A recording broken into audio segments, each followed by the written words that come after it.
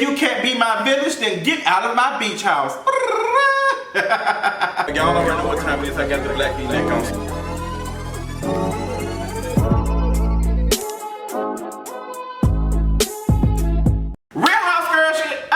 Housewives Atlanta season 12 episode, I don't know, was it season 13, 12, I don't know. Real House girl stuff. What's going on? We gotta talk about Housewives, girl. Girl, before we even get into this review, girl, Miss Housewives is on episode 9, 10, and she is just boring boots. Girl, bring back our girls. Get Carlos King on the line. Get him a get out of jail free card. We forgive him for the stuff that he did with the Phaedra incident and all of that, and you know, all of the whatever happened with Kandi and Porsha and Phaedra. Cause girl, Carlos King would have this stuff executed. Cause girl, it's just not giving. It's not giving.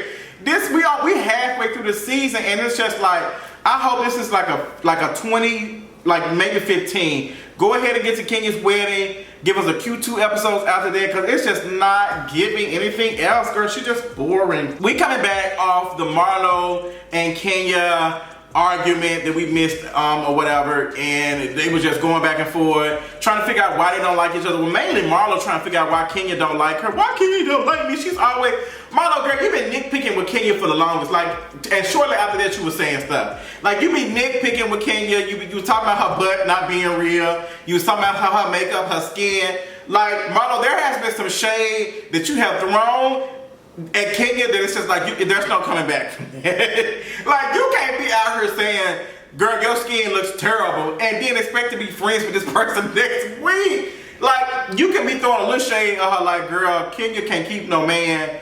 Maybe that, but even some of the shade you throw at Kenya is too much.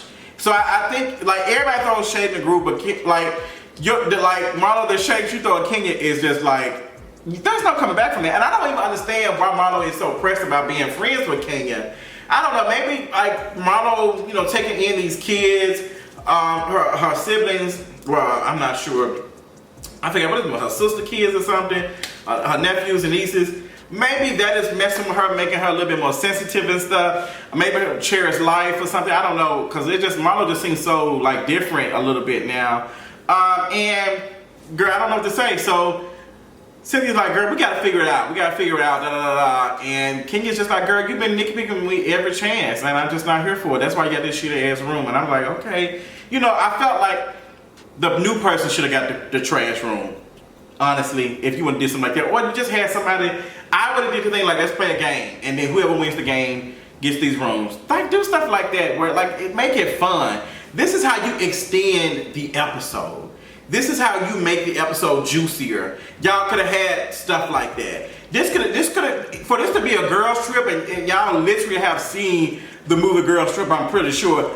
I am just so shocked that y'all, like executive producers, didn't step in and say, this is what y'all need to do. Because these things, it's just like a bunch of folks at a hotel. Y'all like a whole bunch of kids and some aunties chaperoning at a hotel room at the Hampton Inn downtown somewhere, and y'all just got a room for the weekend or something. It's even very like, y'all are acting like it's just not, it just was not lit, girl. Oh my God, I was so bored, boots. Like, I don't know, it was, all y'all was auntie energy, honestly, to be honest. So Kenya just like, okay, girl, let's play a game, girl.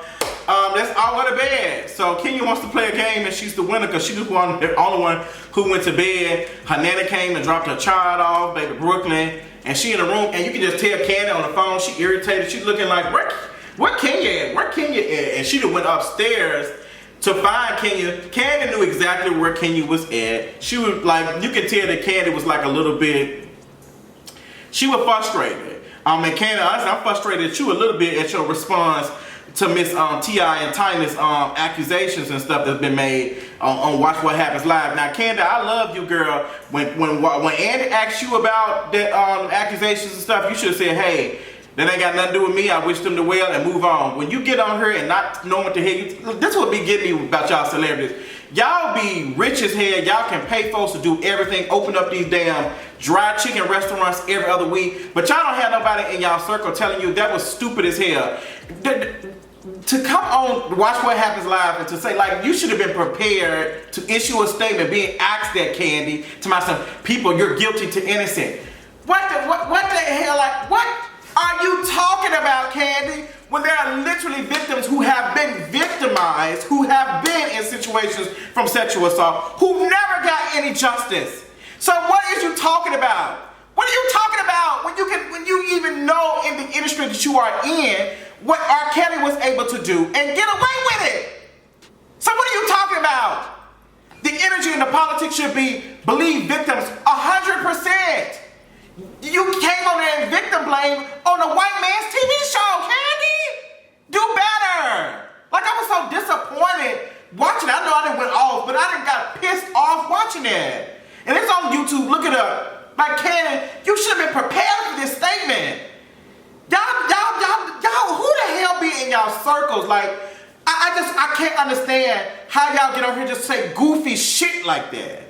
Talking about something, everybody is guilty and to prove it innocent. Kandi, what the is you talking about? Even their own friends have came out and said this stuff. You the one got folks signing NDAs. You said you take stuff like that very serious. So that means if you take stuff like that very serious, that means when people come out and say that they have experienced this, that means that you should be like, girl, you know how the industry is. That's part of the reason why you don't drink alcohol. Like, Kandi, don't play yourself like that, girl. You played yourself on that white man show, and I'm really embarrassed for you to come over here to myself. We get living in societies. You don't even know what the hell you talking about. It just goes to prove that folks can be worth millions and millions of dollars and be dumb as hell. Because that was the most stupid, idiotic comment ever. Like, Kandi, that made no sense. Societies. Like, what the fuck is societies? What are you even saying? Girl, y'all need to be, oh my God, I can tell y'all don't read nothing but blogs. Like, oh my God.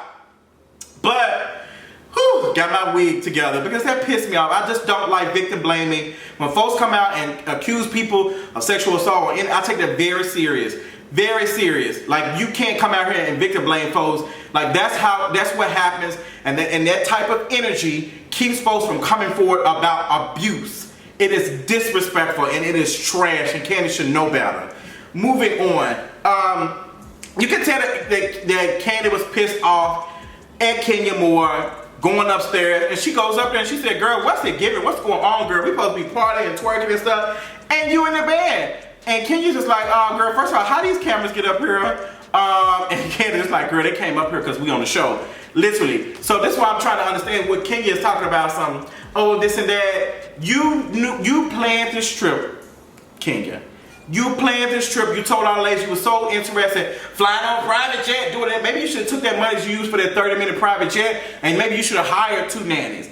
That's what gets me, and that's why I'm screaming at Kandi when she said, I don't care about no private jet. Now, you was out here talking about, I don't have 16 assistants, I don't have this and that, but you flying on a private jet to go 30 minutes?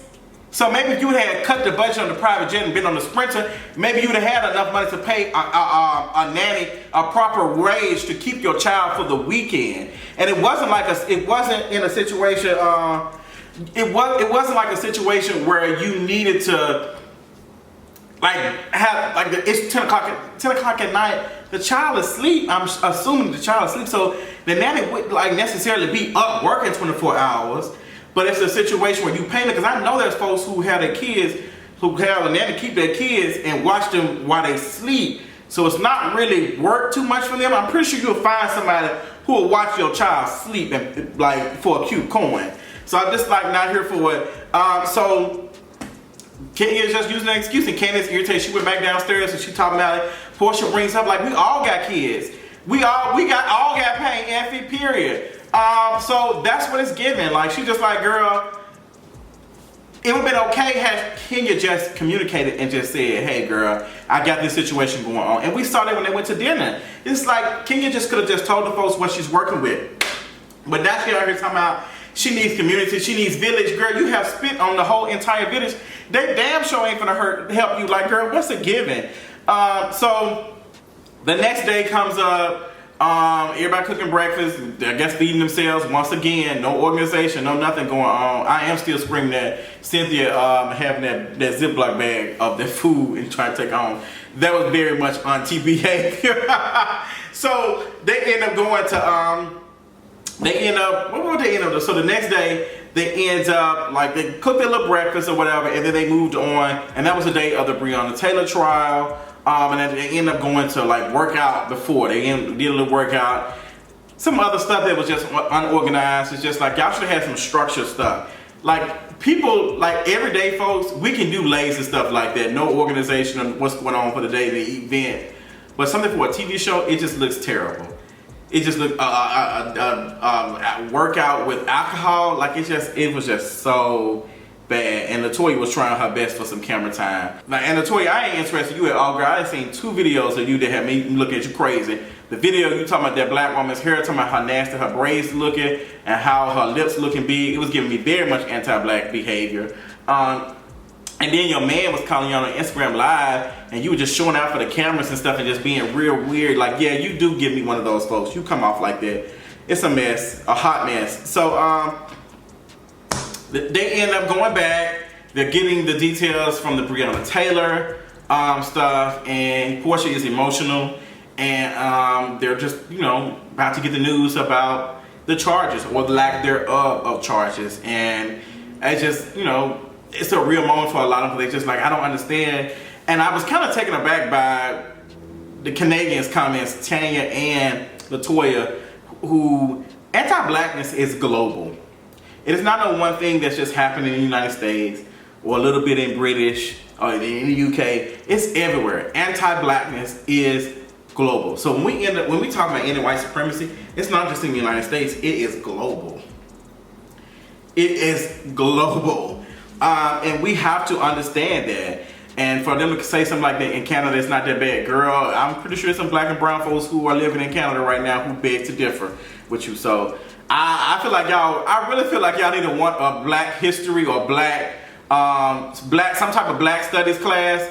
Y'all need to. All y'all ass need to be at Morehouse or Spelman. Y'all need to be there for like a month or 2, because baby, some of the stuff that y'all be saying, I can tell that y'all not really in community with folks who really understand what is going on right now. And it's just like y'all are talking about very surface stuff. So I get it, but I don't want to get it because I want to throw it in the garbage, because I want them to get a better politic. But we'll find out on the next episode of Dragon Ball Z. So the ladies end up going, you know, to Coconut Joe's. They get to Coconut Joe's, and right after, like, I'm noticing Drew's outfit. Let me tell y'all something. Drew had on an outfit at Coconut Joe's that looked like it should have been in the goddamn, what's that place that you go to in the gift shop? Drew, I love you, girl. But them outfits ain't giving, girl. They not giving. Girl, the outfits.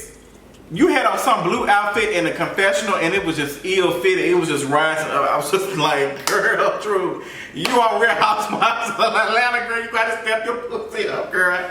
Girl, it was that blue outfit. I love the blue up here, but it's just like, Drew, we gonna give you one season, gonna take one season, because honestly, Drew would be me if I was to go on a show like that. Because, girl, I'm like, girl, I don't know, I'm not into the fashions or anything. But when you out here telling folks, when you out here telling people that, I get my wigs by the #1 stylist in LA, I'm expecting to see the outfits to match these so-called wigs that you're talking about that we have not seen. Girl, but it was not giving. So she started talking, and she kind of coming at Kenya, rightfully so, about Kenya and the industry. Just like, girl, 1 minute y'all happy, 1 minute y'all fighting. It's just like, it's too much.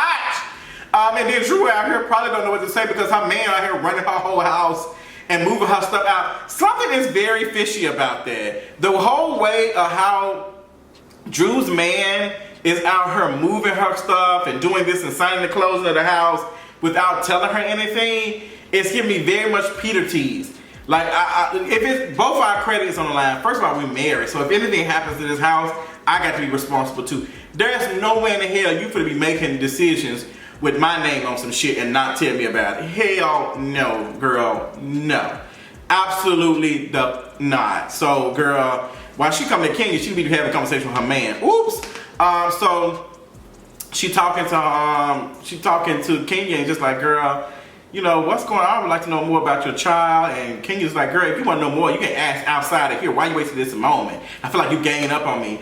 And the ladies are like, no, we all finna gang up on you, because you should have told us that you was bringing your child. Like, it's just been a mess. Kenya already dragged her in front of the beach. And the beach house, I keep hitting my knee on this thing. Kenya already dragged her. Was just like, girl, what's the tea? So now they bring this energy just like, Kenya, Here's the issue. You put this event, like you put this trip together. You've not been here. You don't have no organization. We don't know what's going on. Da da da. This shit was well, I don't have no village. Y'all be my village. Girl, fuck that. No, ma'am. We about to be the village people and stunk you out of here. No, man. You're not going to use that. Like, Kenya, please. That's an excuse. Like, that's just like she using an excuse. Like, Kenya evades accountability. She don't know accountability if it was to snatch her down or whatever. Not my friend called me because it's his birthday. Girl, she would not know accountability if it was to snatch her weed. Girl, it's just, Kenya just doesn't. Like, every time somebody's saying something, she has an excuse for it. Every time it's an excuse. She's like, I'm not using my baby as an excuse. Okay, girl, all right, sis, but you using something. Like, every minute, everybody else, like, you got 6 ladies out here who all got kids, and you the only one. Like, Porsha's single. Porsha was out here doing Black Lives Matter protests and stuff while her man was at home, where her ex-man was taking care of her. Like, girl, you knew that man was not interested in you. Kenya, you knew that. So you got to pull your big girl panties on up and say, hey girl, let me make this work. But it's getting tired. Like, I'm tired of hearing about Kenya not having no help. Like, sis, you better fly one of your aunties out here and get you some help. Like, it ain't making no sense to me, girl. It's just like, I think I'm not gonna get into that, but there's some other stuff going on with Kenya that I ain't gonna cover here. I probably can't cover it on Patreon.